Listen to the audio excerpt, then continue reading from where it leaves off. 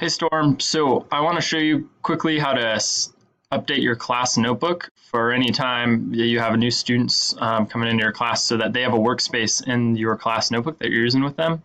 So the first thing you're going to do is go to class policy. So you go down to the Windows icon, and then you're going to find class policy right here. You're going to click on class policy and sign in. And then you're going to go over here to the selection mode and click on that, and then click the class that you want to update. And then when you click on that class, you should see these options. Even though it has a class notebook, it'll still give you that option for create a class notebook, but we're not going to do that. You're going to go to associate class notebook, and it's going to ask you to sign in with your school email and password.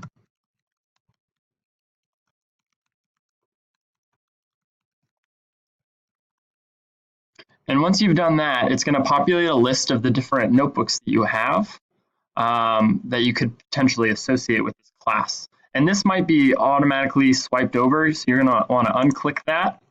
And then you're going to scroll down here and you're going to find the notebook name that matches with the name of the class and click Associate.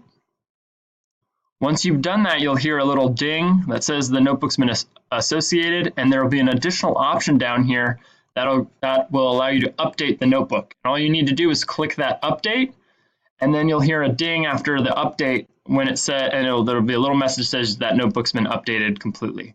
And so pretty quickly after that, that new student that you have enrolled in that class will have a space in your content or in your class notebook.